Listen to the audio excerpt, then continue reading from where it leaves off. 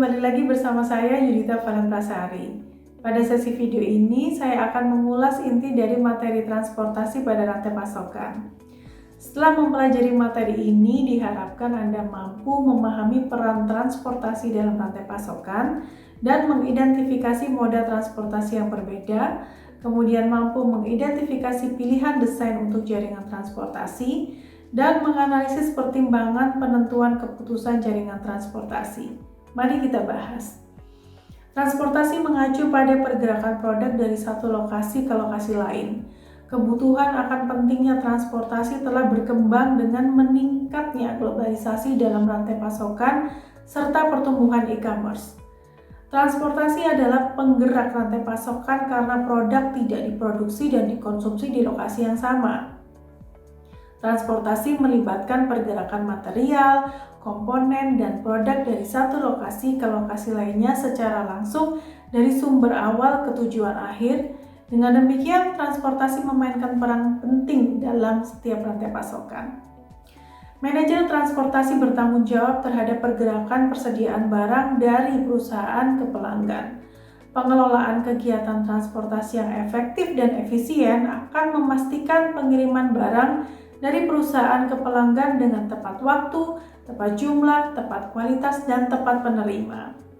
Terdapat beberapa kombinasi moda transportasi yang digunakan dalam rantai pasokan, yaitu moda transportasi pesawat udara, moda transportasi package carrier, moda transportasi truk, moda transportasi kereta api, moda transportasi kapal laut, dan moda transportasi pipeline. Digunakan terutama untuk mengangkut minyak mentah, produk minyak olahan, dan gas alam. Kemudian ada moda transportasi intermodal. Penggunaan lebih dari satu moda transportasi untuk memindahkan kiriman barang ke tujuan. Beberapa elemen infrastruktur utama yang ada pada jaringan transportasi yaitu jalan, pelabuhan, laut, bandara, dan kereta api. Di hampir semua negara, pemerintah telah mengambil tanggung jawab penuh atau memainkan peran penting dalam membangun dan mengelola elemen infrastruktur tersebut. Perbaikan terhadap infrastruktur memainkan peran penting dalam pengembangan transportasi dan pertumbuhan perdagangan. Terdapat beberapa pilihan desain jaringan transportasi seperti jaringan pengiriman langsung ke satu tujuan, pengiriman langsung dengan milk runs, semua pengiriman melalui distribusi pusat dengan penyimpanan, dan semua pengiriman melalui titik transit dengan cross-docking. Mari kita bahas satu persatu.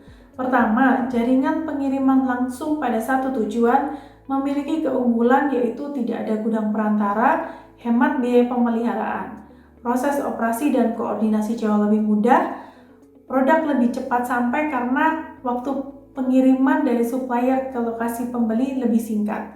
Kekurangannya, pengiriman hanya terbatas pada satu tujuan, tidak melayani pengiriman di lokasi lain. Kedua, pengiriman langsung dengan milk runs. Keunggulannya adalah tidak ada gudang perantara, sehingga tercipta penurunan biaya transportasi karena ada konsolidasi pengiriman di beberapa lokasi pada satu moda transportasi truk. Persediaannya lebih rendah sehingga mudah dikendalikan. Kelemahannya terjadi peningkatan koordinasi dan kompleksitas tinggi. Ketiga, semua pengiriman melalui distribusi pusat dengan penyimpanan. Memiliki keunggulan distribution center sebagai tempat penyimpanan persediaan, sebagai lokasi tempat pertukaran barang. Dan distribution center membantu mengurangi biaya supply chain ketika letak supplier jauh dari peritel. Supplier dapat mengirim produknya dalam jumlah besar melalui distribution center, sedangkan kelemahannya adalah biaya pemeliharaan tempat penyimpanan atau distribution center cukup tinggi. Keempat, semua pengiriman melalui titik transit dengan cross-docking, yaitu kelebihannya adalah biaya transportasi rendah karena adanya konsolidasi, inventaris yang dibutuhkan rendah, mempercepat aliran produk dari supplier ke toko lalu ke pelanggan. Sedangkan kelemahannya yaitu peningkatan koordinasi. Biaya investasi teknologi tinggi karena membutuhkan kapasitas teknologi yang baik sehingga tercapai pembagian informasi secara real time. Kompleksitas yang tinggi terkait penjadwalan, Dan demikian sesi video transportasi pada rantai pasokan yang telah saya sampaikan. Semoga bermanfaat dan selamat belajar. Terima kasih.